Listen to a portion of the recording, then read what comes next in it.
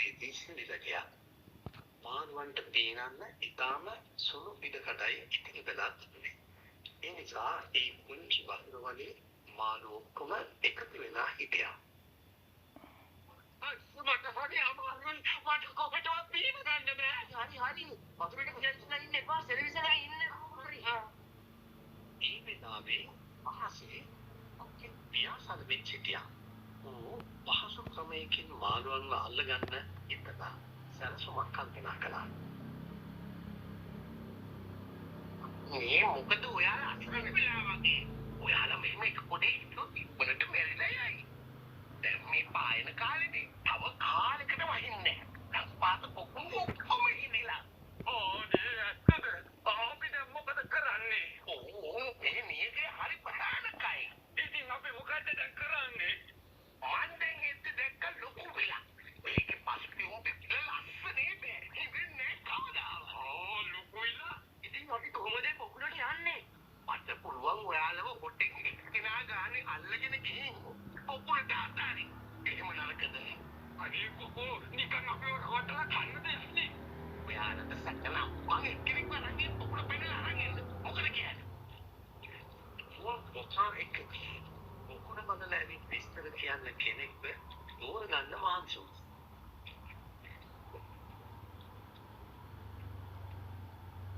කවුද යන්නේ? අනේ මම යන්නේ. කොහාද උතාරේ?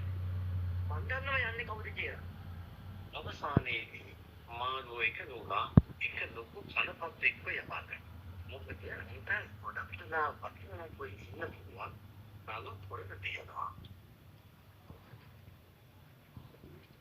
Ikan pato, piano. Let's කොකා ටික වේලාවක් පියාඹා යද්දී ඔහු විස්තර කරපු ලොකු විල දකින්නට ලැබුණා.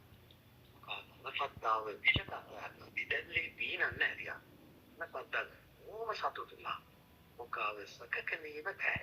ඉන් පස්සේ කොකා ආයෙත් කලපත්තාව නොඩාවා. විස්තරේ මාළුවන්ට කියන්නේ කොකුලට අරන් ගියා.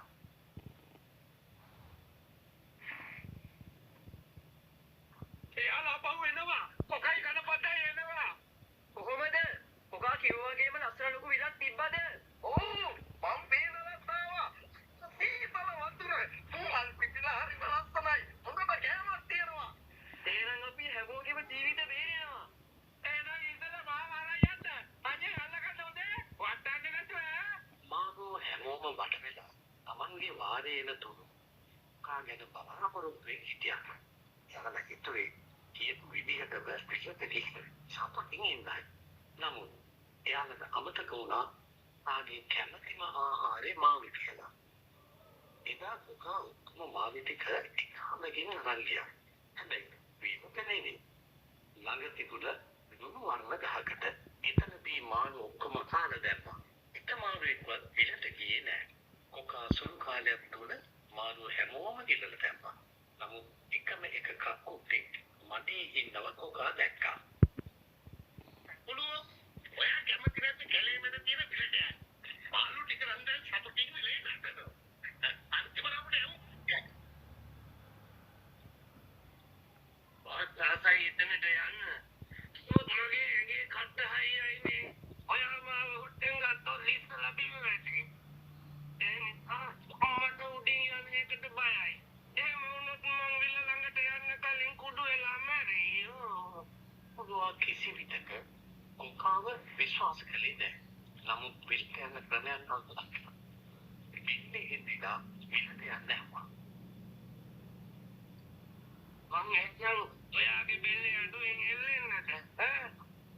ඔයාට විදෙන්න දෙන්න අල්ල ගන්නවා. හරි. ලා අල්ලන්න. ඔය උස්පෙන්නේ. මට අද විශේෂ අතුරුපසක් ලැබෙන්නයි යන්නේ. මංගලී ආසයි කකුල් වස්සලට. කොකා විල ළඟට ඇවිත් කියපු විදිහටම විලට නොයා ළඟ තිබුණු ලුණු වර්ණ ගහට ගියා. කොකා ඔයා කොහෙද මාව ඔය කකුල මම විලට අතෑරියොත් මං බෝ ගන්නේ කොහමද? මං මාළුවන්ට උන දේ තමයි උඹට දෙන්නේ. අර කන්න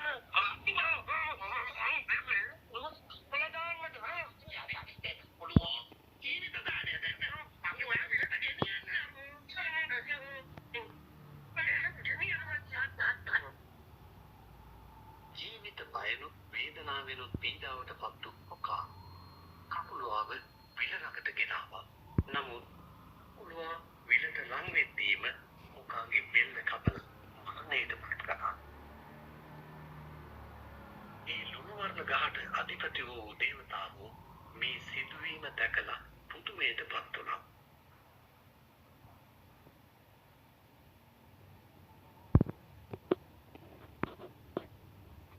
අනිත් අය රවට්ටන්න තමාගේ නුවණ යොදන කෙනා කවදාවත් ස්ථිර සතුටක් ලබන්නේ නැහැ. හැමදාම ලෝකේ වංචාවෙන් ජය ලබන්න බෑ. ඔකාගේ බෙල්ල කකුලුවා විසින් කපලා දැම්මා වගේ හොරසිට තියෙන පාපී කෙනාට දුකට වැටෙන්න සිද්ධ වෙනවා. හැබැයි